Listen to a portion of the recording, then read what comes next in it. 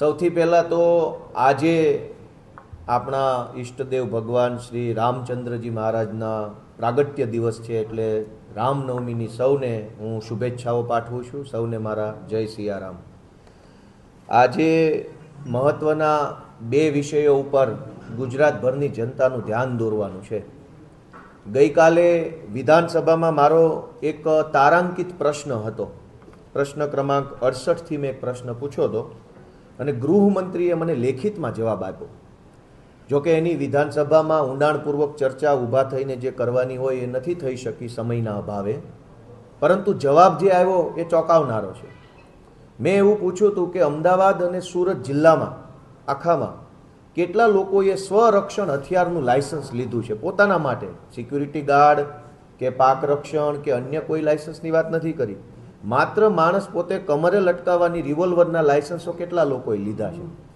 અને મને સરકારે આશ્ચર્યજનક આંકડો આપ્યો કે અંદાજે સુરતની અંદર 2900 લોકો અને અમદાવાદમાં 5100 લોકો, એમ કુલ મળીને લગભગ 8000 લોકો પાસે હાલમાં રિવોલ્વરના લાયસન્સ છે. અને 1000 અંદાજે 1000 કરતાં પણ વધુ લોકોએ નવા હથિયારો મેળવવાની અરજી આપી છે.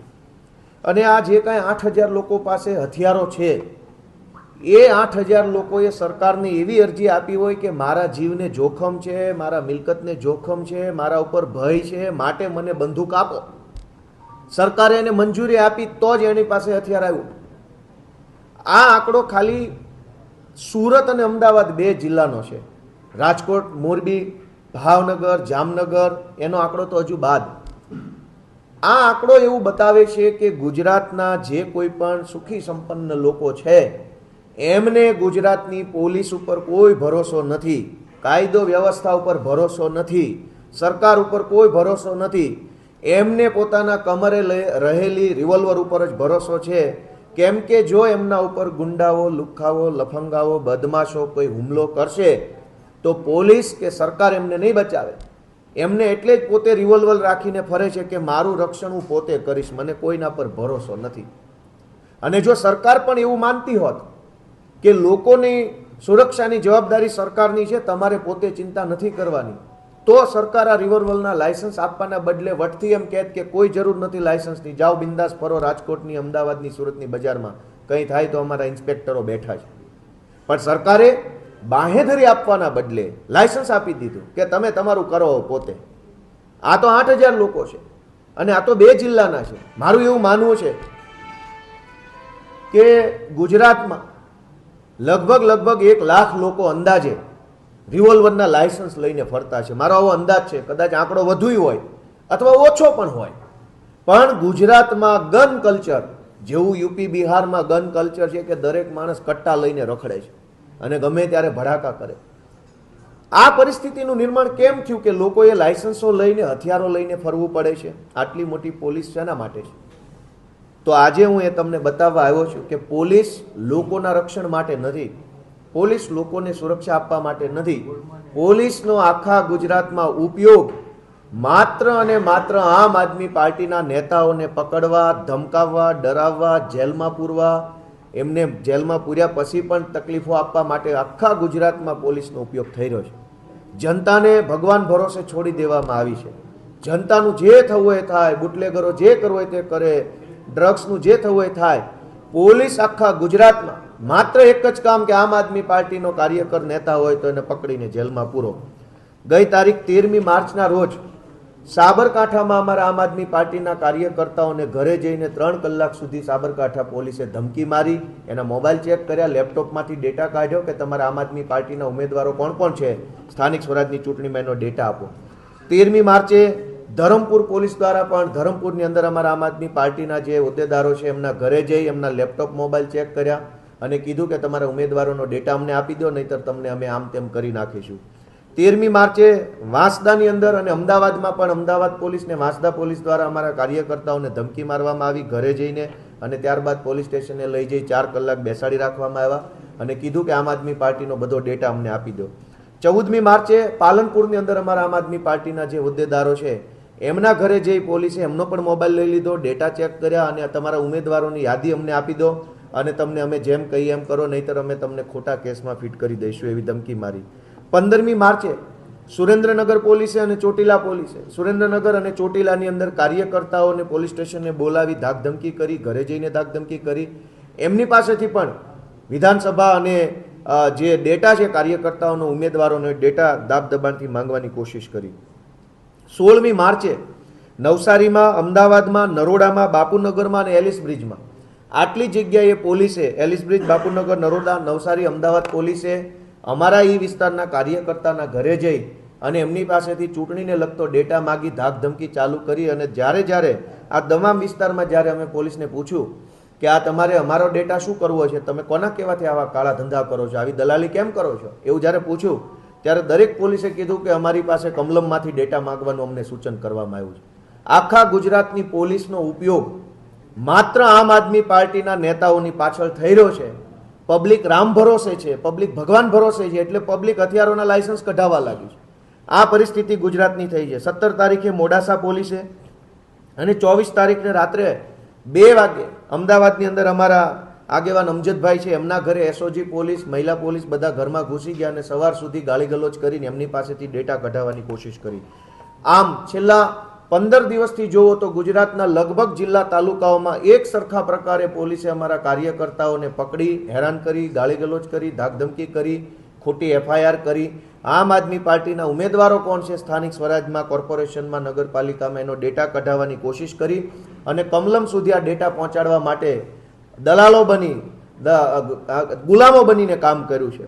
ગઈકાલે સુરેન્દ્રનગરના અમારા કોળી સમાજના આગેવાન અતુલભાઈ વેગડ વર્ષોથી ત્યાં કામ કરે છે, સમાજ સાથે સંકળાયેલા છે, પાર્ટી સાથે જોડાયેલા છે. એમને પોલીસે બોલાવી અને સુરેન્દ્રનગરના એસપીએ એની ચેમ્બરમાં બોલાવીને 2 લાફા મારી લીધા અને કીધું કે જા તારી જ્ઞાતિને જઈને કહી દે છે, બહુ વાયડી ના થશો તો ટાંટિયા ભાંગી જશે. આવું સુરેન્દ્રનગરના એસપીએ અમારા કોળી સમાજના આગેવાન અતુલ વેગડને કીધું ગઈકાલે.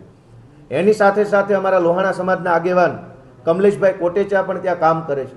ગઈકાલે સુરેન્દ્રનગરના એસપીએ એને પોતે ધમકી મારી ચેમ્બરમાં બોલાવીને અને એણે એમ કીધું કે અમને ભાજપનો સપોર્ટ છે, તું બહુ ભાજપની વિરુદ્ધમાં વધારે પડતું બોલીશ તો તારો સુરેન્દ્રનગરની બજારમાં વરઘોડો કાઢવામાં આવશે, એટલે તું તારી મર્યાદામાં રહેજે. દીપકભાઈ ચેહલા છે અમારા આગેવાન અને કુણાલભાઈ શાહ છે, પત્રકાર છે, આરટીઆઈ એક્ટિવિસ્ટ છે. આ બધાને સુરેન્દ્રનગરના એસપીએ બોલાવી, ચેમ્બરમાં બોલાવી ધાકધમકી કરી, પોતે માર મારી, બીજા પોલીસવાળા પાસે માર મરાવીને એવી ધમકી આપી કે તમે આમ આદમી પાર્ટીનો ઝંડો લઈને નીકળ્યા છો એ બંધ કરી દેજો. કેમ કે આ અતુલભાઈ, અમારા કમલેશભાઈ, દીપકભાઈ, આ બધાને હમણાં જ આમ આદમી પાર્ટી દ્વારા સુરેન્દ્રનગર મહાનગરપાલિકાના ઉમેદવાર જાહેર કરવામાં આવ્યા છે અને એમને પોલીસ એવું ધમકાવે છે કે તમે આમ આદમી પાર્ટી છોડી દો અને આમ આદમી પાર્ટીનું કામ કરવાનું બંધ કરી દો, નહીતર તમારા ઉપર ખોટી એફઆઈઆરો કરી અમે તમને જેલમાં પૂરી દઈશું. દોસ્તો, મારે જણાવવું છે કે પોલીસનો આ ધંધો છે. આ કામ કરવા માટે પોલીસના યુનિફોર્મ પહેરીને ફરીએ છીએ. આપણે શપથ લીધી હતી તો આવા ધંધા કરવાની શપથ લીધી હતી. આખા ગુજરાતની પોલીસ અત્યારે જનતાને રામ ભરોસે મૂકી, જનતાને ગુંડાઓના હવાલે કરી દઈ, જનતાને બુટલેગર, માફિયા, તોડબાજોના હવાલે છોડી દઈ, માત્ર ને માત્ર એસપી, આઈજી લેવલના, ડીવાયએસપી લેવલના અનેક અધિકારીઓ માત્ર ને માત્ર રોજ જાગીને આમ આદમી પાર્ટીના કાર્યકર્તાઓની પાછળ પડ્યા છે. મેં તમને ડેટા આપ્યો અને જનતા હથિયાર લાયસન્સો લઈ રહી છે. આ પરિસ્થિતિની અંદર ગુજરાતભરની જનતાને મારી એક જ વિનંતી છે કે આમ આદમી પાર્ટી આંદોલનમાંથી નીકળેલી પાર્ટી છે. અમે લડાયક માણસો છીએ.